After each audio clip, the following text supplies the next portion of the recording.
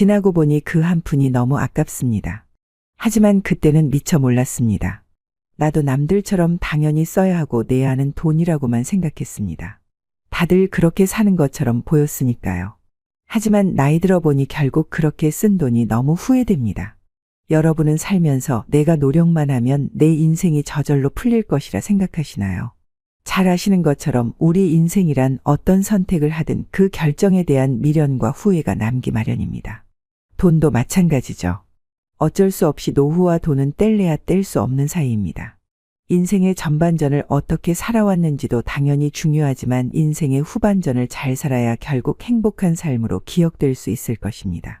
하지만 최대한 아끼려고 해봐도 이미 부질없이 써버린 수많은 돈들이 저를 괴롭히더라고요. 현재 우리나라는 이미 고령화 시대로 접어들었습니다. OECD 회원국 중에 60세 이상 노인의 빈곤율이 가장 높기도 한데요. 나이가 들면 이제 내 몸 하나 성하지 않은 곳이 없고 예상치 못한 의료비도 크게 지출되는 경우가 많습니다. 그래서 오늘은 70이 넘은 분들의 90%가 여기에 돈 쓴 것을 후회한다는 내용을 알려드리겠습니다. 한 살이라도 더 늦기 전에 내 씀씀이를 점검을 해보는 시간이 되시길 바라겠습니다. 첫 번째는 바로 경조사비입니다. 우리는 나이가 들어가면서 아는 사람도 많아지고 주변 사람도 많아지기 때문에 어쩔 수 없이 매주 참석해야 하는 것이 남의 경조사입니다. 돌이켜보면 저는 거의 매주 남의 결혼식장을 돌아다녔죠. 언젠가 그 돈이 다시 돌아올 것이라고만 생각했습니다. 경조사에 다녀오면 거의 기본 10만 원 이상 부조를 해야 한다고 아우성인데 매주 경조사비가 10만 원씩 나가니 매달 최소 40만 원씩은 나갔습니다. 가족의 소중한 생명보험도 아니고 경조사비로만 40만 원이 나가는 것은 나중에 노년기에 들어서 정말로 아쉬운 돈입니다. 또 돌려받지 못할 가능성도 갈수록 높아지는 것이 현실입니다. 그래서 요즘은 경조사가 오히려 일종의 스트레스로 다가옵니다. 마음으로는 정말 축하도 해주고 진심을 다해 다녀오면 다행이지만 내가 소득이 없으면 경조사도 마음 놓고 갈 수 없는 것이 냉혹한 현실입니다. 그렇다고 과거에 내가 받은 만큼 돌려주지도 않고 모른 채 한다면 그것 또한 본인의 양심의 가책이 들기 마련인데요. 물론 내 경조사를 챙기신 분들에게 그 마음을 다해야 하는 게 인간된 도리이기에 굳이 가지 않아도 될 경조사까지 챙겨서 참여하시는 것은 나이 들어서 불필요한 지출 중 하나입니다. 긴 인생을 놓고 보면 경조사비가 쌓이면 정말 큰 돈입니다. 작게 세어나가는 돈이라 체감이 안 될 뿐이죠.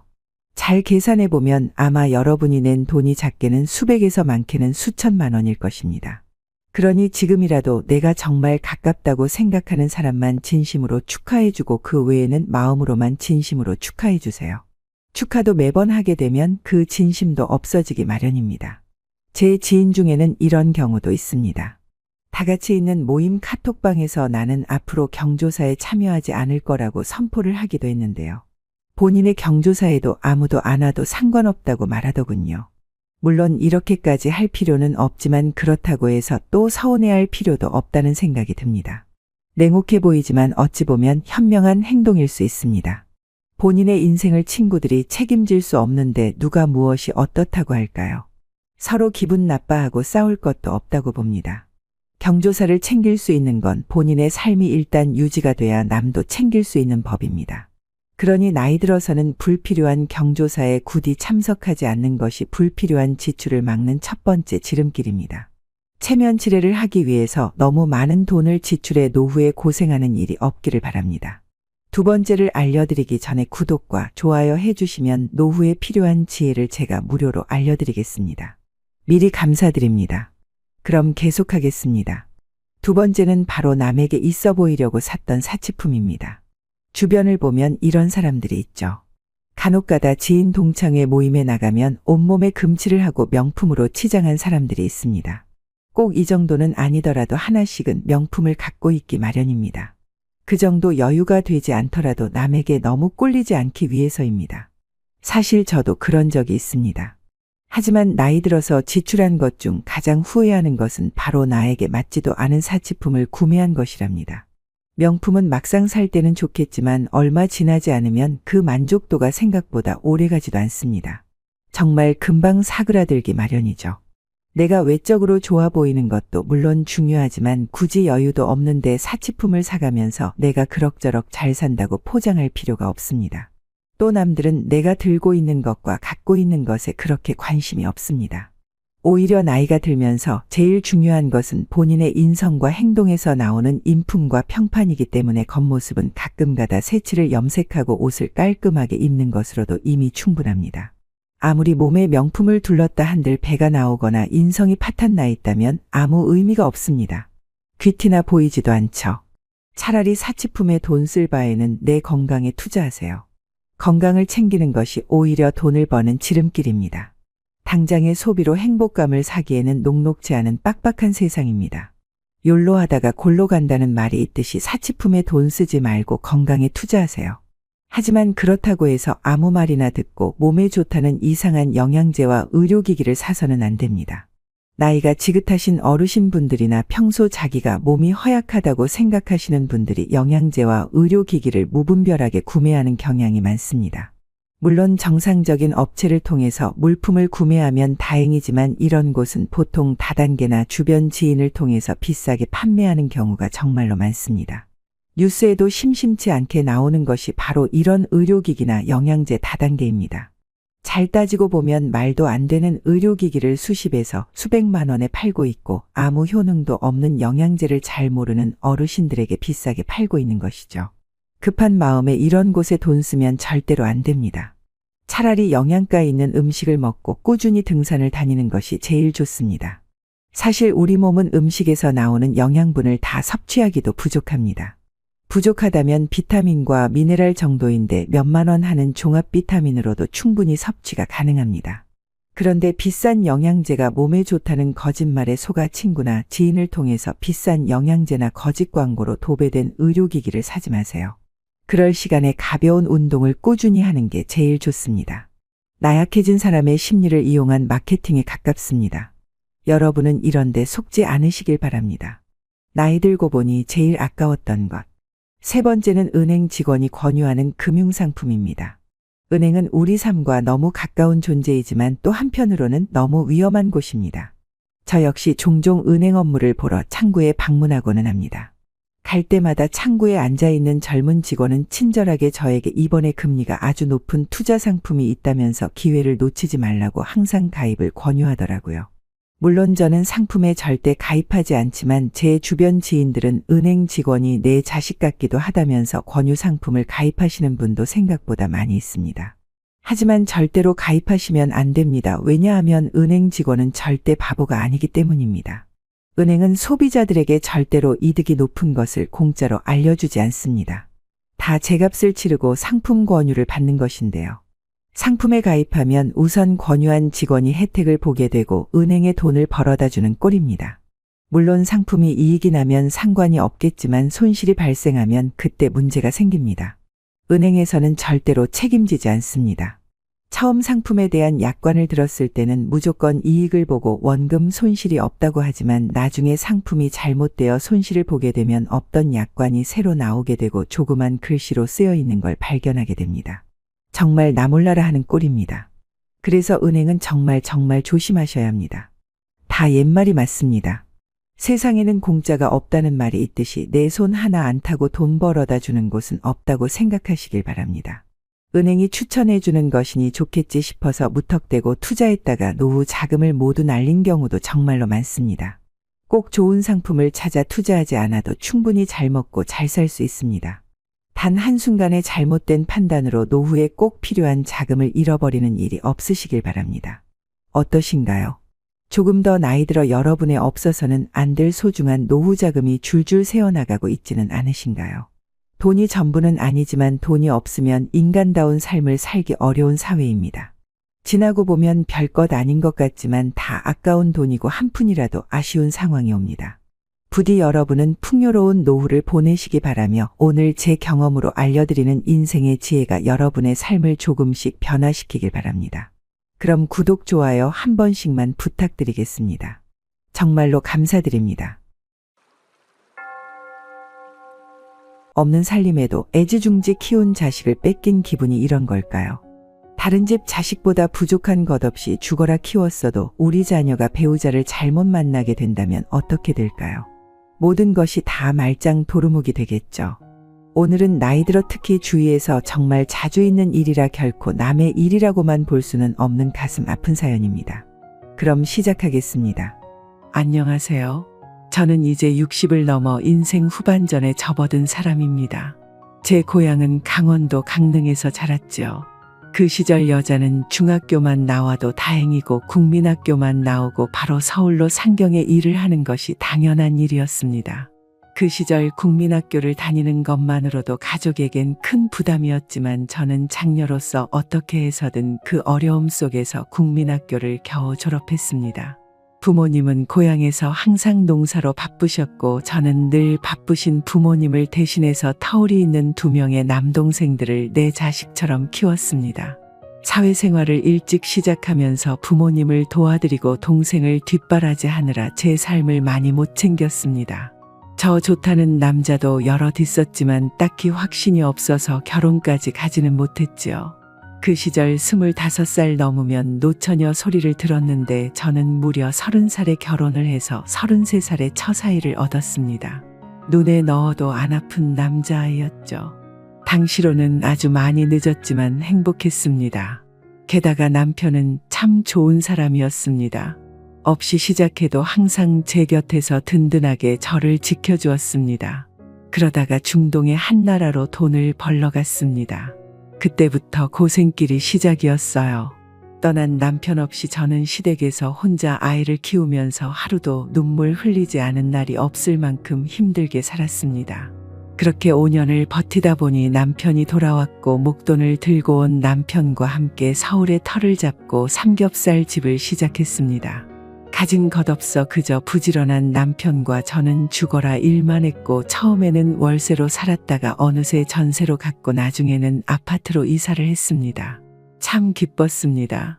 둘 다 늦은 나이에 낳은 외동 아들이라 저희 부부는 바쁜 와중에도 아들에게만큼은 최선을 다해 좋은 것만 주려고 했습니다.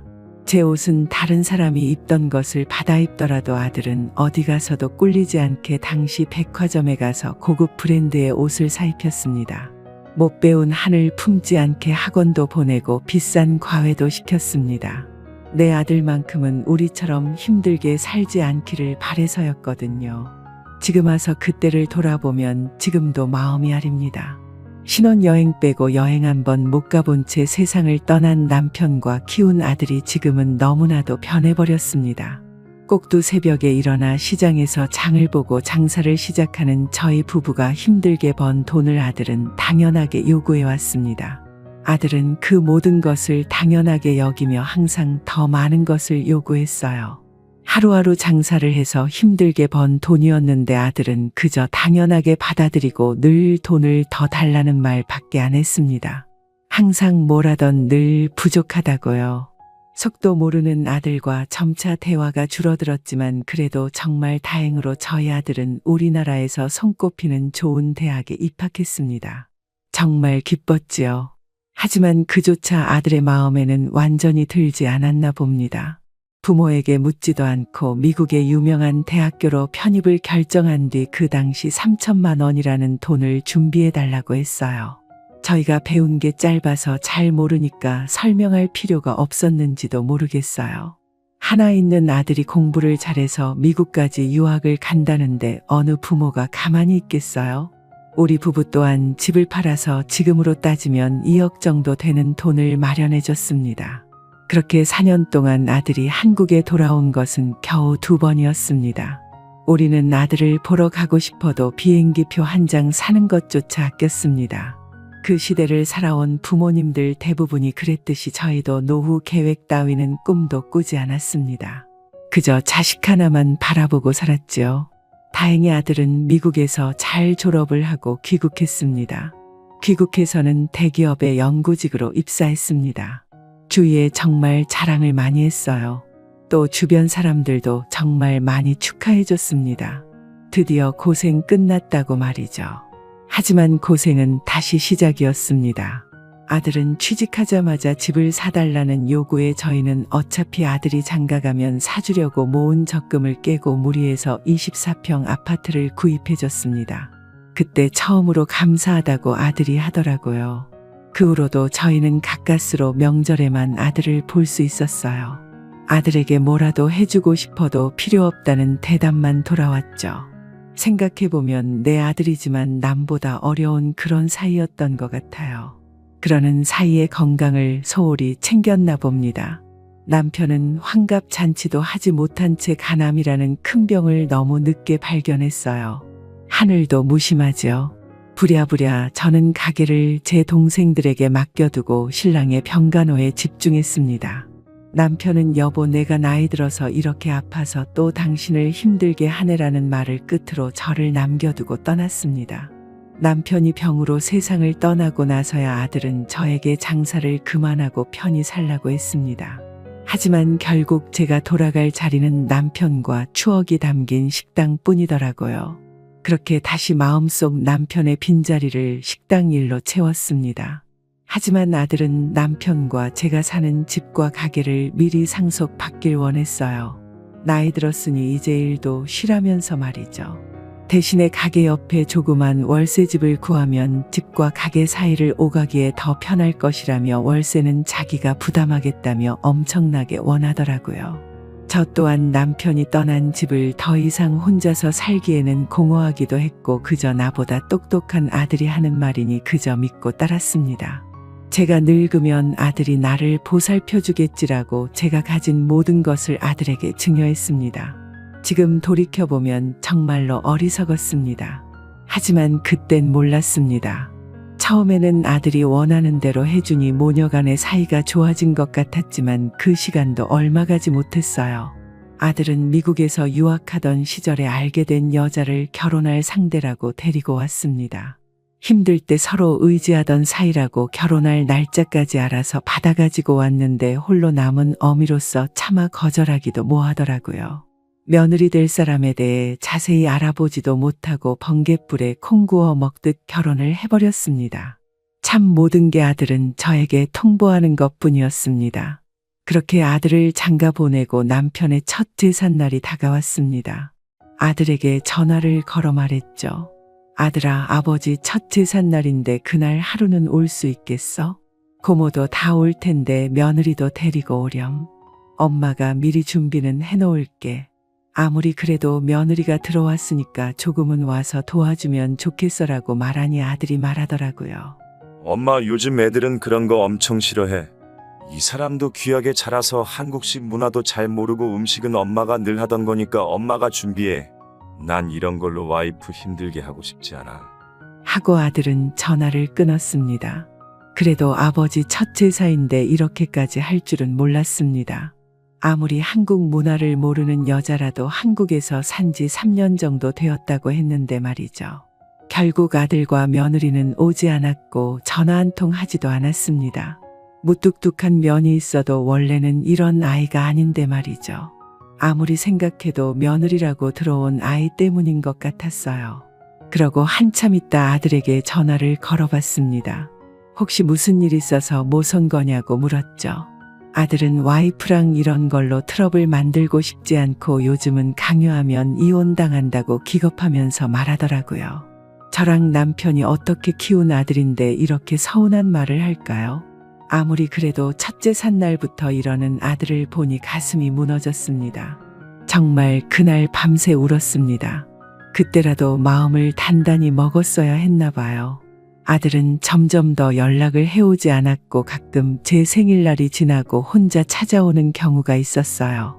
차라리 아들에게 아이가 있다면 그 핑계로 자주 찾아갈 수 있을 텐데 하는 아쉬움도 있었죠. 그것조차 제 복이 아닌가 봅니다. 지금 보면 정말 남만도 못한 사이가 되는 게 가족이 아닐까 싶습니다.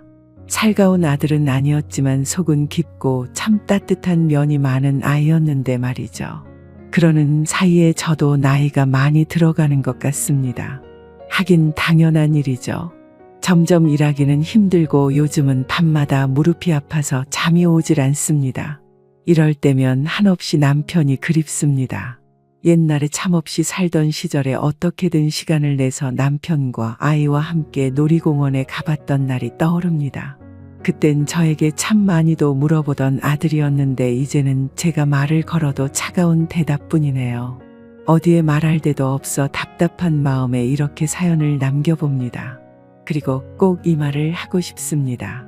이 땅의 아버지, 어머니 모두들 정말 고생하셨어요. 비록 저는 노년운까지 없다지만 여러분은 말년이 행복한 삶을 살기를 진심으로 바랍니다. 제 이야기를 들어주셔서 정말 감사합니다. 다음에 다른 일이 생기면 새로운 소식 들려드릴게요. 감사합니다. 참 가슴이 아픕니다. 자식이 원래도 살가운 편은 아닌데 며느리를 드리고부터 더욱 더 사이가 멀어지게 된 것 같아 마음이 좋지 않네요. 반대로 오히려 좋은 며느리가 들어온다면 집안 분위기가 바뀔 수 있는데 말입니다. 집에 새로운 식구를 맞이한다는 게 이렇게나 중요한 일인 것 같습니다.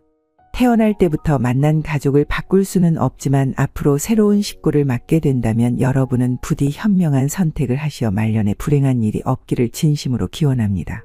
제 생각에 동의하시는 분들은 구독과 좋아요 부탁드리며 앞으로도 인생의 희노애락과 지혜를 담은 이야기를 들려드리겠습니다. 정말로 감사합니다.